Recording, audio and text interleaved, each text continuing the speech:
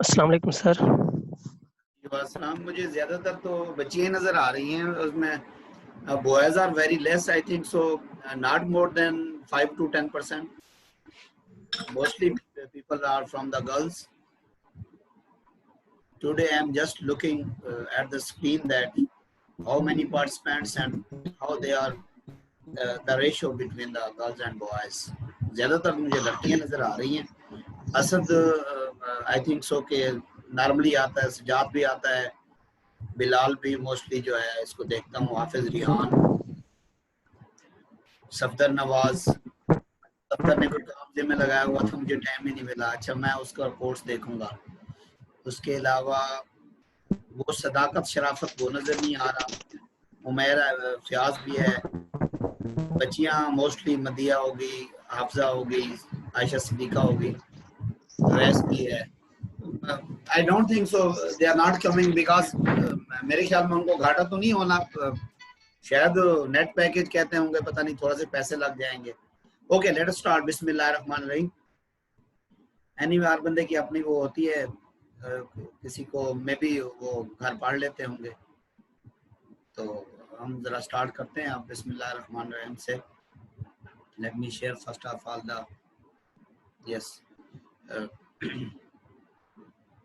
If you can view this slide.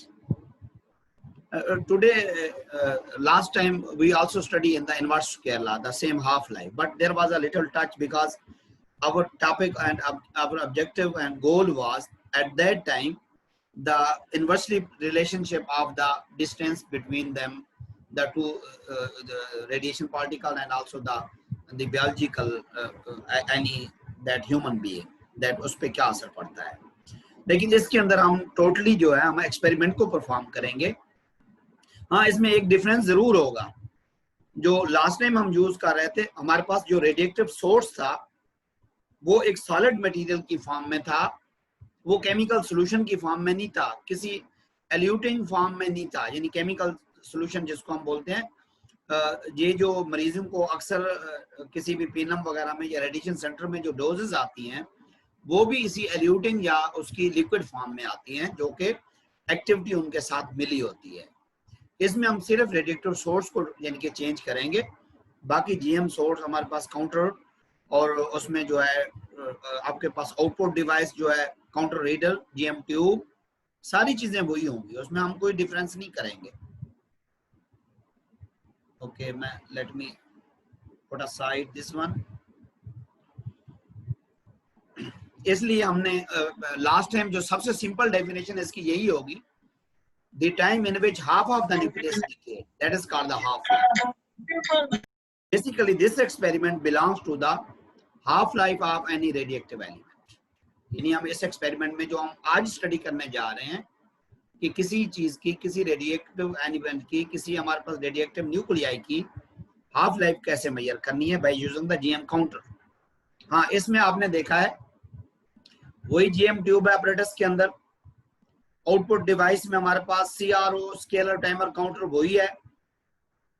Caesium barium वो कहते हैं radiative source in the form of eluting solution.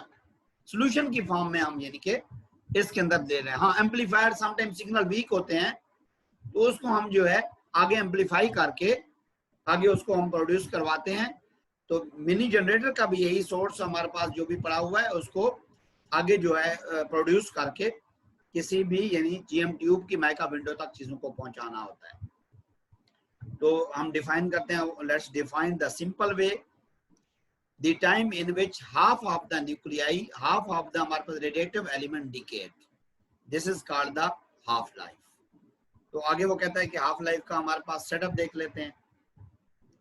मैंने आपको बताया कि इसके अंदर हम जो भी यानी कि रेडिएटिविटी हम करेंगे, ये हमारे पास जो जीएम ट्यूब का यानी कि आपके पास जो उसका जो रिसीविंग हमारे पास जो है मोड होगा, उसको सॉल्यूशन के अंदर हम डिप करके तो उससे हम जो है रेडिएशन जो है या रेडिएटिविटी उसकी ले रहे होंगे in the form of the eluting solution की form, not in the form of solid source जो हमारे पास मौजूद है. अब किसी भी एलिमेंट की ले सकते हैं, लेकिन हमारे पास जो मौजूद है वो हम हाफ लाइफ मेजर करने के लिए हम जो रेडिएटिव एलिमेंट का इस्तेमाल करते हैं वो आपका सॉल्यूशन फॉर्म है.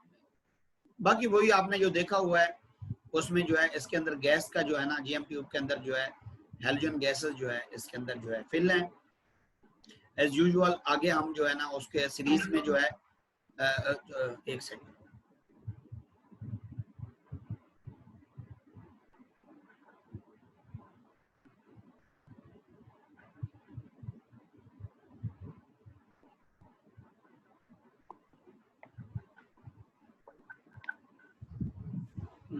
ओके, असल में बच्चे थोड़े से ना आहिस्ते आहिस्ते आते रहते हैं तो फिर सारी तवज्जो जो है ना उसकी तरफ डाइवर्ट हो जाती है। It's okay.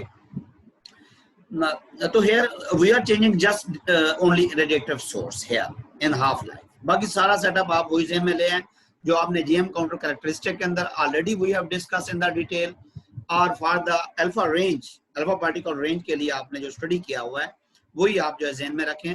Only we are replacing that solid जो है radiative source by using the solution जो है फॉर्म में रेडिएटिव सोर्स आपके पास। तो लेट्स लुक फॉरवर्ड।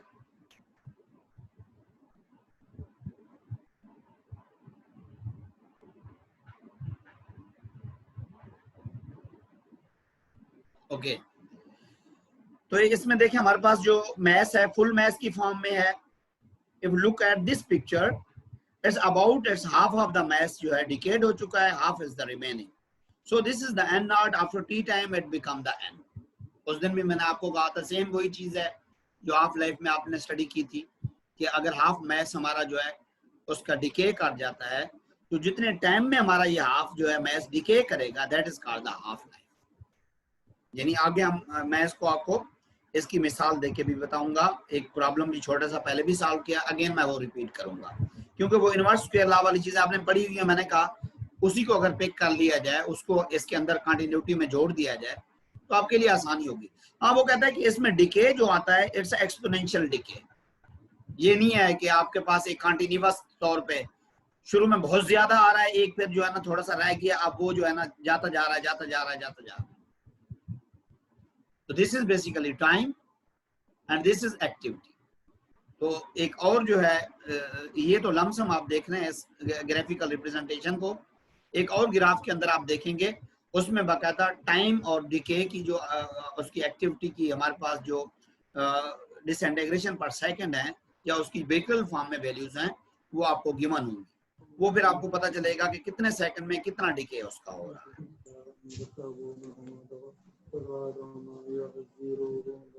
अगेन जो है we are repeating the last one inverse square law things. उसमें भी हाफ लाइफ थोड़ी सी आई थी। देखें time in which half of the nucleus decayed and time taken by activity isotopic form to the half. तो ये चीज आगे इसमें मैंने आपको बताया दिस सेकंड है, this is the activity. I just quickly go through because these things already you know. तो इसके अंदर हमने देखा है रेडिएटिविटी हमारे पास वो कहता है 2000 है, अगर उसकी जो है बिकरल है 250 तक ले जाने के लिए कितना टाइम दरकार होगा। Last time we have also discuss this one. अब वो कहते हैं फर्स्ट हमारे पास जो है ये 2000 से हमारे पास जो है 1000 में जा रही है, this is called the half life. आगे मैं इसलिए नहीं जा रहा, हमें सिर्फ हाफ लाइफ को डिफाइन करना है, उससे आगे हम नहीं जाएंगे तो इसलिए चीजें गड़बड़ ना हो जाए। हाँ, second half life, third half life वो आपको निकालनी आती हो, you have an idea, you have background knowledge, but today we are discussing only the activity with this full activity, and if half it's decayed and this become, then this is the time in which we are going to trace it. आज हम ये time trace करेंगे और हम ये रेडिएटिविटी trace करेंगे कितने time में कितनी रेडिएटिविटी जो है डिके हुई। तो ये डेरिवेशंस जो है आप देख लीजिएगा, ऑलरेडी आपने ये स्टडी की हुई है। एक्टिविटी क्या है, डिके कांस्टेंट क्या है, अनडिकेड न्यूक्लियर कैसे हम फाइंड करते हैं, इसका रिलेशन क्या है। फिर आपके पास ये माइनस साइन क्यों आ रहा है, ये आपको बताया था। With the passage of time एक चीज में से डिके हो रहा है। ये ऐसी चीज है जब आप जवानी के बाद बुढ़ापे की तरफ जा रहे हैं तो कभी ये नहीं कह सकते कि आपकी हेल्थ जो है बहुत अच्छी हो रही है। जब आप अबाउट 40 या 45 उसके बाद जाते हैं तो आपकी डिक्लाइन आती है, कभी वो आपकी नहीं आती। हाँ, जब आप जो है बचपन से जवानी की तरफ जाएंगे फिर आप पाएगा। तो ये देख लें, ये फुल्ली वैल्यू है। अब वो कहता है टाइम के साथ साथ इसकी एक्टिविटी में डिके हो रहा है, दिस नेगेटिव वैल्यू साइन जो है शो होता है। अच्छा, ये मैथमेटिकल रिलेशन है, आपको सोचने की जरूरत ही नहीं पड़ती। कहीं भी आपका यही चीज जो है रिलेशन आ रहा हो, टाइम के साथ साथ जो है चीज डिक्रीज हो रही हो तो उसमें नेगेटिव साइन आता है। तो इसलिए इन्होंने नेगेटिव साइन आपको बताया। अगेन रेट ऑफ डिके आपने जो है अगर इसमें कोई मसला हो तो you can ask to me directly. तो इसी इंटीग्रेट किया, उसको हमने बाउंड्री कंडीशन अप्लाई की तो अप टू सो ऑन। ये ओरिजिनल मैथ था, अब ये मैथ हमारे पास m नॉट था, m रह गया है, n नॉट था, n रह गया है। तो इसी को रिप्रेजेंट करते हैं। a नॉट अगर एटॉमिक मैथ था तो a रह गया। ये ऑलरेडी पढ़ी हुई है, अगर आप लोग लेक्चर में नहीं थे तो इसको पढ़िएगा, तो आप मुझसे कोई भी मसला हो तो बाद में पूछिएगा। तो हाँ, now we are coming to the half life. अब वो कहता है कि हमारे पास ओरिजिनल एलिमेंट जो था वो n नॉट था। हमारे पास n नॉट की वैल्यू कितनी है, 2 टाइम्स थी। अब आफ्टर t टाइम जो रह गया है n इज इक्वल टू 1 रह गया है, क्योंकि 2 का हाफ एक ही होता है। अगर 2000 होता तो 1000 बन जाता। अगर 1000 इसकी एक्टिविटी ये होती तो आफ्टर टी टाइम अगर हमारे पास जो है 500 बन जाती तो वो भी उसकी हाफ लाइफ कराती। अब वो कहता है कि ये एलिमेंट जो उससे हाफ हुआ है इसको हम half of the nuclear decay कहते हैं, और वो टाइम जो कि जितने टाइम के अंदर ये हुआ है that time is called the half life. यानी एक चीज वो आधी जो रह जाए, हाफ डिके कर जाए, जितने टाइम के अंदर वो डिके करेगी that time is called the half life. अब इसमें हमने वही वैल्यूज पुट कर ली है, तो अगर हम बैक ये वैल्यू पुट करें इसके अंदर, यही वाली जो इक्वेशन हमने ये फाइंड की थी कि टी की हाफ बन जाएगी ई की माइनस लैम्डा, तो ये वैल्यू हमारे पास आ जाएगी 1/2 is equal to e minus lambda टी/2।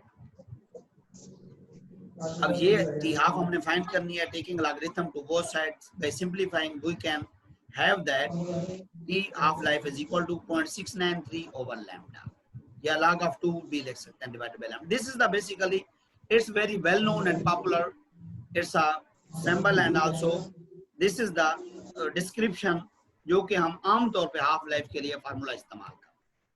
ये आप अपना एफएससी से पढ़ते आ रहे हैं, ये वही चीज है 0.693 ओवर लैम्डा। लैम्डा क्या डिके कांस्टेंट है, हर एलिमेंट का डिके कांस्टेंट हमारे पास उससे रेलेवेंट आपको गिवन होता है, या आपको जो है एक ब्रोशर में से देखना पड़ता है। अब हम जो आज हम एक्सपेरिमेंटल ऑब्जर्वेशन एंड कैलकुलेशन हम स्टडी करने जा रहे हैं, जो कि विच इज वेरी इंपॉर्टेंट। अब वो कहता है आपने एक्सपेरिमेंट कैसे करना है। आपने एक अपने जो है जीएम काउंटर को ऑन किया, सॉल्यूशन के अंदर आपने जो भी आपका सेंसर जो जीएम काउंटर का था उसको डिप कर दिया, या उसकी जो है खास डिस्टेंस पे जो है मिलीमीटर के डिस्टेंस पे रख दिया। जो रेडिएशन आएंगी तो उससे आप रीडिंग लेंगे। सबसे पहले आपने सोल्यूशन नहीं रखना या कोई आप रेडिएटिव एलिमेंट नहीं रखना, उसकी बैकग्राउंड रेडिएशन आपने देखनी है। उसको ऑन किया, 0.5 सेकंड के बाद आपने देखा ये वैल्यूज आ रही थी 0.15। ये कौन सी हैं, बगैर सोर्स रखे हुए, जो कि बैकग्राउंड से वो पिक कर रहा है। आपका GM counter background radiation environment में ये मौजूद थी, वो पिक कर रहा है। अब वो कहता है कि जब आपने सोर्स रखा तो फिर आपने वैल्यू देखी, वो आ रही थी 110.15। इसका मतलब है 110 उसकी एक्टिविटी थी, ये 0.15 जो ऐड होके आ रही है, दिस इज द बैकग्राउंड। अगर ओरिजिनल वैल्यू करेंगे तो इधर एक और कॉलम बना के आप लिख सकते हैं कि इसकी रियल हमारे पास जो एक्टिविटी है वो 110 है।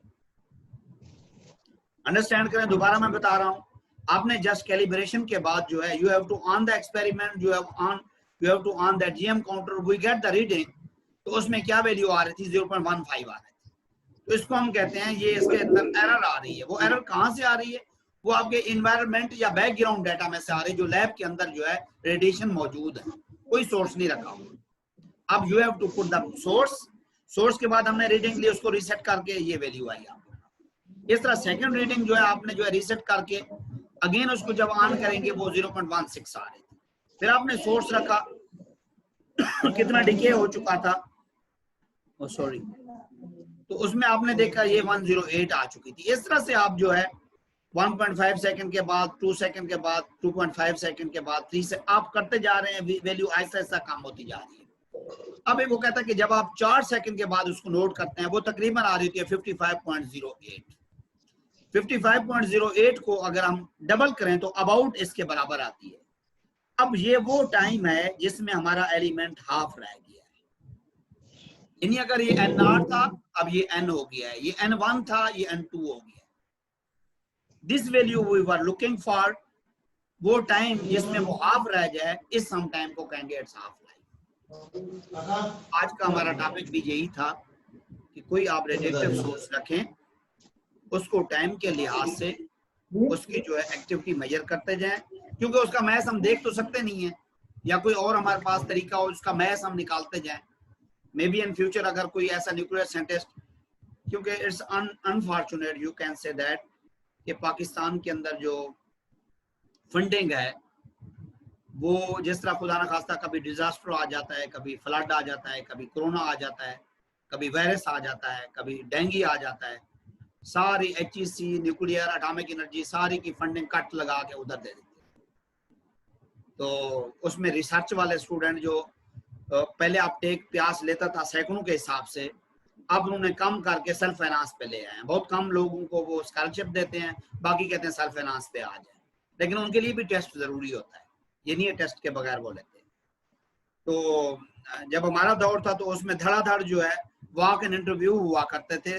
स्टूडेंट को उन्होंने बुलाना, CV लेके जाएं, और साथ ही उसी दिन टेस्ट होता था, डिस्प्ले हो जाता था, रिजल्ट उसी दिन इंटरव्यू हो जाता था। हम रात के 10-11 बजे घर पहुंचते थे, अगले दिन रिजल्ट आ जाता था, तो उसमें मोस्टली सिलेक्ट हो जाते थे।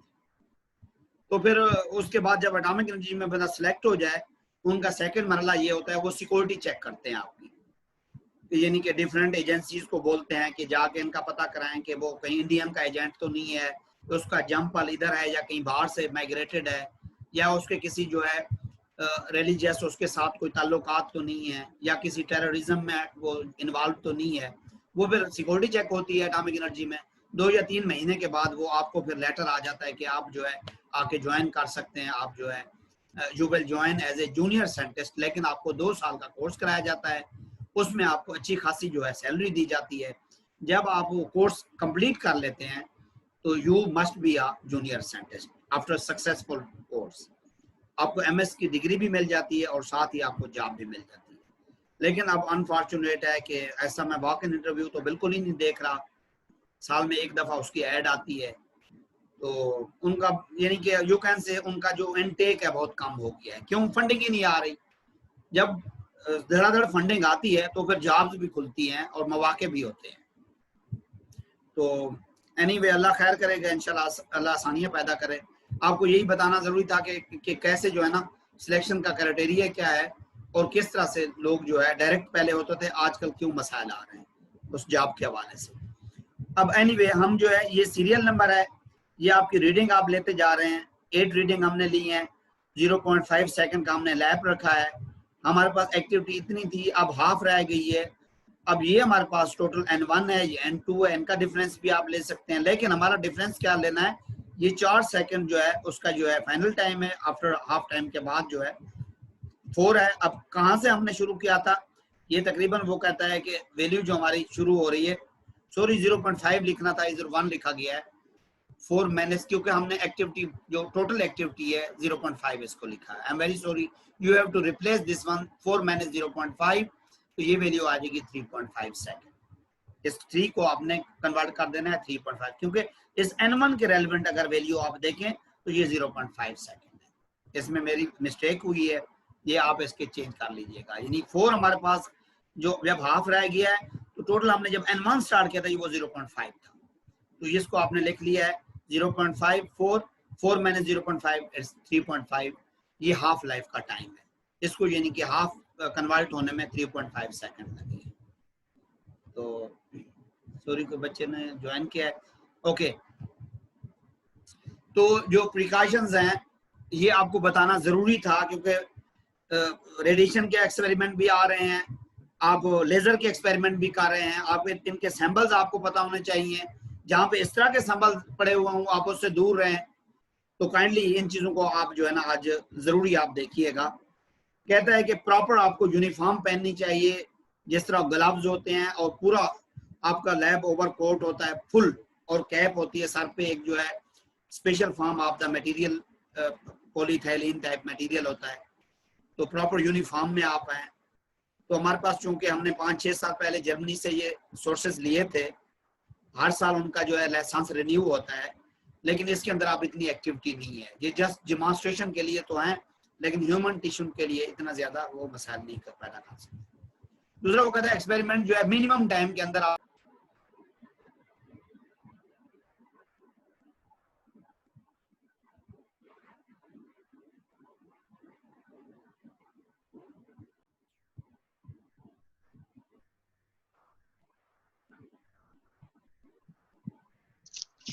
सर आपकी आवाज नहीं आ रही। बेटा मैं बोल ही नहीं रहा, वो असल में अपग्रेड टाइम होने लग जाता है आफ्टर 30 मिनट्स, तो then we have to wait and I want to refresh it. Maybe आपकी स्क्रीन शेयर हो रही है या नहीं, तो ये भी होता है कि कहीं जो है ना स्क्रीन का मसला ना आ रहा हो आपको। यस सर, अब हो रही है। जस्ट फ्यू सेकंड, मैं अभी इसकी जो है इसको साइड पे करके तो this is also a little bit for the desi people, it's a problem. Zoom also problem. हम उसमें ज़हन सारा लड़ाते रहते हैं, इधर सारा लेक्चर जो है ना फोकस हट जाता है। ओके, ये आपको नजर आ रही है प्रिकॉशंस? एक्सक्यूज मी अपना Sajjad. No sir, screen no share sir, नहीं हो रही। नजर नहीं आ रहे सर। अच्छा, मैं दोबारा वो उसको वो कर लेता हूँ।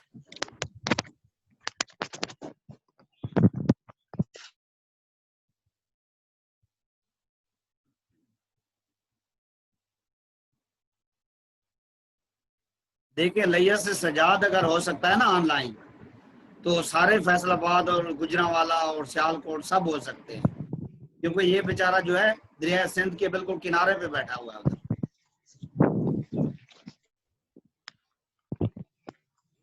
याद अब होगी स्क्रीन शेयर?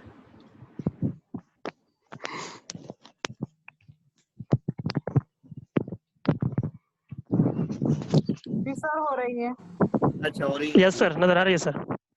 ओके, अच्छा इसमें देखें वो कहता है कि सबसे मिनिमम टाइम के अंदर आप लैब एक्सपेरिमेंट रेडिएक्टिव एलिमेंट के रेलेवेंट है आप परफॉर्म करें, और further reading you have to go into the library of the safe area जिसमें जो है रेडिएशन जोन ना हो, उधर जाके बाकी आप कैलकुलेशन करें। अब वो कहते हैं डिस्कार्ड दैट, हमारे पास रेडिएक्टिव सोल्यूशन जो होगा उसको आपने प्रिजर्व कर देना है या डिस्कार्ड कर देना है प्रॉपरली। ये नहीं है कि टेक्नीशियन की मदद से आपने किसी फर्श पे या डस्टबिन में फेंकना है, उसको बाकायदा जाके किसी जमीन में जाके दफन कराना होता है। इसके अलावा वो कहते हैं radioactive twice in a week, आप 2 या 3 दिन एक्सपेरिमेंट इस तरह के परफॉर्म करें, डेली ना करें, क्योंकि जो रेडिएशन आपके टिश्यू के साथ जा रही है, इंटरेक्ट कर रही है, वो आपको नुकसान पहुंचाना शुरू ना कर दें। इसलिए आप मिनिमम यानी कि आपके पास जो है 2 दिन मैक्सिमम 3 दिन इसको परफॉर्म करें। रेडिएक्टिव एलिमेंट जो एक्सपेरिमेंट होंगे हफ्ते में 7 के 7 दिन आप ना इसको परफॉर्म करें।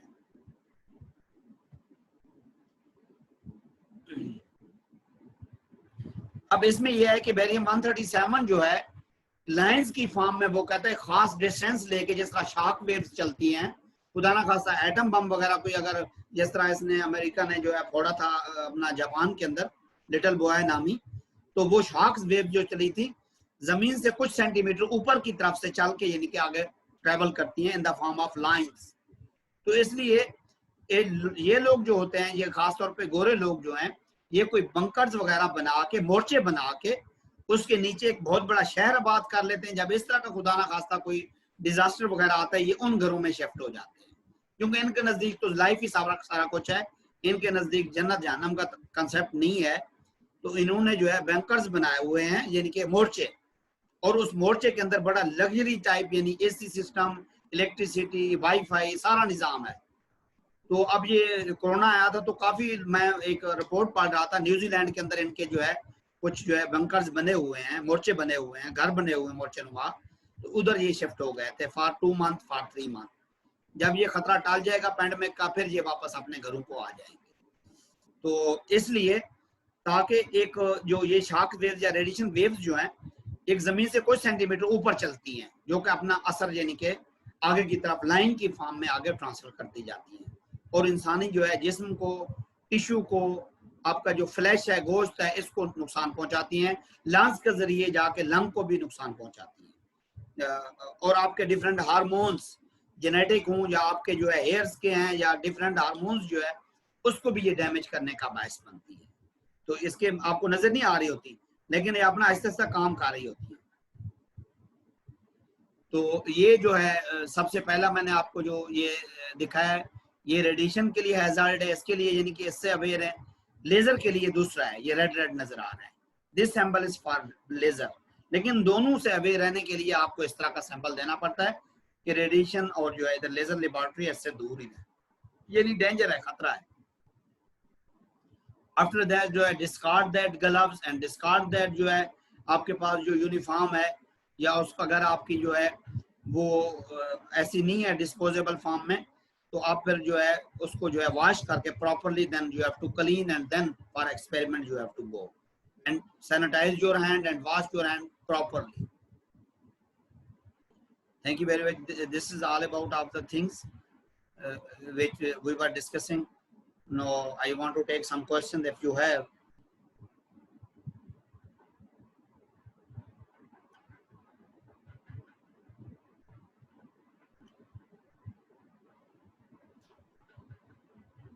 तो सजाद कोई क्वेश्चन वगैरह हैं तो आप भी देखें और बाकी बच्चों से भी पूछ लें, ताकि इसमें अगर आपको कुछ प्रॉब्लम्स आ रही हैं तो एक सेकंड मैं देखता हूँ।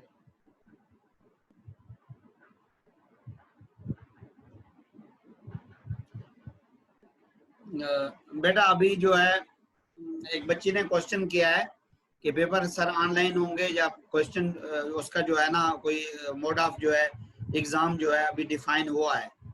बाकी यूनिवर्सिटियों ने तो डिसाइड कर लिया ऑनलाइन, लेकिन हमारी यूनिवर्सिटी वेट कर रही है कि अगर 15 सितंबर को इजाज़त यूनिवर्सिटी को मिल जाएगी तो फिर हम जो है उसको फिजिकली जो है कंडक्ट करेंगे। अगर नहीं तो फिर अल्टीमेटली दूसरी ऑप्शन यही होगी, लेकिन still it's not clear. Our university is waiting for the physical exam, कि वो कहते हैं जो दूर दराज के बच्चे हैं उनके लिए, ताकि पेपर के लिए मसला ना हो। You can ask question and you can just write the question on the chat. हाँ, इन द सोल्यूशन फॉर्म इसलिए हम ले रहे हैं कि इसकी हाफ लाइफ स्टडी करने के लिए हमारे पास जो यानी कि डिटेक्टर के आगे प्रोब है, क्योंकि आगे डिटेक्टर की प्रोब चाहिए ना। अब ये एक सॉलिड मटेरियल पड़ा हुआ है, पता नहीं वो कब से उसका डिके शुरू होता जा रहा है, होता जा रहा है। अब ये सोल्यूशन उसी टाइम आप उसको एल्यूट करते हैं और उसी टाइम जो है उसको परफॉर्म करते हैं, उसके बाद डिस्कार्ड कर देते हैं। अब ये देखें ना, एक मटेरियल पता नहीं हमने 5 साल का लिया हुआ है, उसकी कितनी हाफ लाइफ गुजर चुकी होंगी। एक बच्चे ने क्वेश्चन किया है, why do we take the radiative source in the solution form in half life. अब ये देखें ना, अब हाफ लाइफ जो है एक जिस तरह से हमने सॉल्यूशन की फॉर्म में ना हो, सॉलिड फॉर्म में हमने लिया, तो जब सॉलिड फॉर्म में हमने रखा उसकी हाफ लाइफ शुरू हो गई, डिके प्रोसेस हाफ लाइफ आ जाएगी। अब उसकी कई हाफ लाइफ गुजर चुकी है, क्योंकि उस केमिकल फॉर्म को आप उसी टाइम जो है प्रॉपरली उसको बनाते हैं और साथ ही एक्सपेरिमेंट स्टार्ट कर लेते हैं, उसके बाद उसको डिस्कार्ड करते हैं। This is the strategy, that's why we are taking the solution form in the half life measurement. कोई और question? Very nice question this one, because उस बच्चे ने सोचा है कि भाई इसको केमिकल फॉर्म में हम क्यों लेते हैं। No, you welcome. कोई और क्वेश्चन है तो आप लोग उसमें पूछ सकते हैं मजीद। मैं स्क्रीन ताकि सामने आपने करूं, कुछ आपको क्वेश्चन ज़हन में हो तो आप पूछ लें। ये आपने करेक्शन कर लेनी है, 4 माइनस 0.5 कर देना है। बाकी ये डेरिवेशंस आप एक दफा देखिएगा, लंबी चौड़ी मैथ नहीं है, तो इट्स इजी। तो अगर कोई क्वेश्चन है तो आप पूछ लें, फिर otherwise I want to go. Is there a method by which we can find?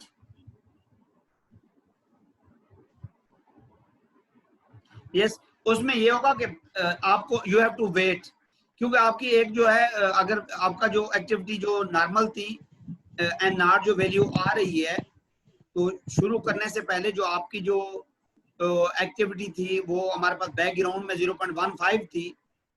अगर आपको उसकी टोटल हाफ लाइफ फाइंड करनी है, then you have to wait के आखिर में आपकी वैल्यू 0.5, 0.15, 0.16 एक्टिविटी रह जाए। तो वो जब आपकी 0.16 ओनली बैकग्राउंड एक्टिविटी रह जाएगी, तो आप उसके बाद आप हाफ लाइफ मेजर कर सकते हैं कि कितनी हाफ लाइफ उसकी। हाफ लाइफ चलता कैसे है आपको मैंने बताया था, 100 से 50 होगा एक हाफ लाइफ, 50 से 25 होगा 2 हाफ लाइफ, 25 से 12.5 होगा 3 हाफ लाइफ, 12.5 से जो है 6 पॉइंट समथिंग होगा 4 हाफ लाइफ, 3 पॉइंट समथिंग से आगे जो है ना इस तरह चलता जाएगा। तो 10 हाफ लाइफ में 100 वाली चीज खत्म हो जाएगी तकरीबन। अब वो पॉइंट्स में आ रही होगी, उसको हम कंसीडर नहीं करते। तो अगर आप टोटल हाफ लाइफ चीजें फाइंड करना चाहते हैं तो you have to wait till that background activity again reach, तब आपको जो है टोटल हाफ लाइफ आपको फाइंड हो जाए।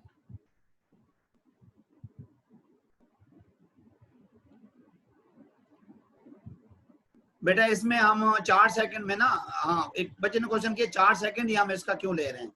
4 सेकंड इसलिए ले रहे हैं, अगर इसके अंदर आप टेबल के अंदर देखें तो 0.5 पे अगर हमारा इतना था उसका यानी मैच था, अब इसका हाफ मैच कहाँ पे हुआ है ये देखें, 4 सेकंड के बाद हाफ है हो गया है। तो ये हाफ लाइफ हम मेजर करना चाह रहे थे। We were looking for this value. अगर ये आगे करके आता तो हम we have to wait for that value, तो इसलिए हम इसको हाफ लाइफ टाइम दे दिया है, ताकि हाफ मैच जो डिके कर गया है, हाफ रह गया है। This is the parental nucleus, this is the daughter nucleus. तो डॉटर हमारे पास जो रिमेनिंग है वो हाफ अगर बच गई है, तो it means this is the half life.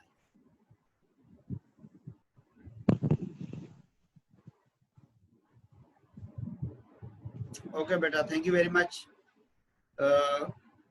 If any question in your mind, you can ask me. Now I'm sharing this one videos. अच्छा, कुछ मैं असल में ना वो YouTube पे लिंक भेजे थे, उसको अगर ना हो तो मुझे बताइएगा। वो जो भी अपलोड हो सकी थी मैंने कर दी थी, अब जो बच गई है मैं इस हफ्ते कर दूंगा इंशाल्लाह। नेक्स्ट वो डिस्कस करना था कि ईद से पहले क्लासेस लेनी है कि छुट्टी मारनी है, उसके बाद देखेंगे। फिर सर छुट्टी कर दें। छुट्टी कर दें, छुट्टी कर दें। इस एक्सपेरिमेंट को पढ़ें, फिर वाइवा देखें, फिर ईद के बाद हमारी इंशाल्लाह जो डिस्कशन होगी तो हम देखेंगे कितने एक्सपेरिमेंट हो गए हैं और कितने रहते हैं, और फिर आपसे डिस्कस करके हम चलेंगे। ये मैं स्लाइड आपको शेयर सर ईद के बाद देखेंगे। ठीक है, और YouTube के लिंक भी आपको मैं सेंड कर दूंगा ताकि आप जो है ना उसको थोड़ा सा समझे चीजें, फिर ईद के बाद हम ओके सर।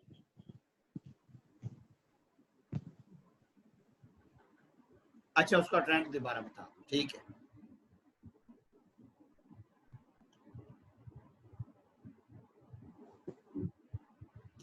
बेसिकली बेटा वो ट्रेंड आता कैसे है, ये हमारे पास ये टाइम के हिसाब से जो नंबर ऑफ जो हमारे पास रेडिएक्टिव एलिमेंट में डिके हो रहा है। अब वो जो डिके हो रहा है वो कहता है हमारे पास अगर ये एन नॉट ओरिजिनल वैल्यू है तो टाइम के साथ साथ उसमें कमी आ रही है, इसको हम कहते हैं rate of time of decay, DN/dt। अब रेडिएशन के अंदर क्या होता है, आपने देखा होगा इस ट्रेंड में हमने एक होती है स्ट्रेट लाइन, अगर आपको शेयर हो रहा है एक स्ट्रेट लाइन होती है। अब रेडिएशन के अंदर क्या होगा, वो कहते हैं शुरू में तो इसका डिके बहुत ही क्विकली हुआ है लेकिन फिर एक स्टेबल हो गया है। This type of decay is called the exponential decay.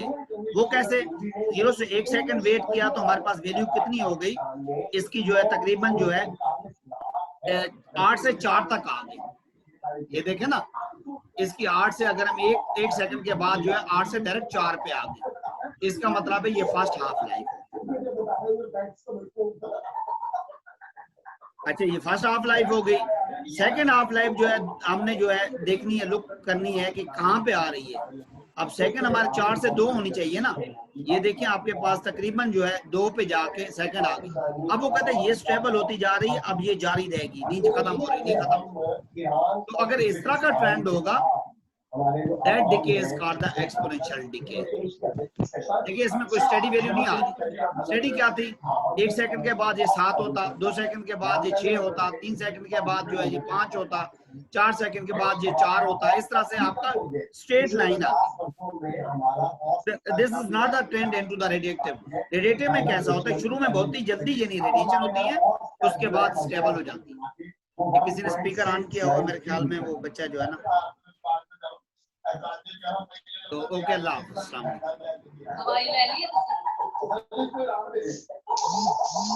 Next time we will take question because there is a distortion. Inshallah, next time we will. Allah Hafiz.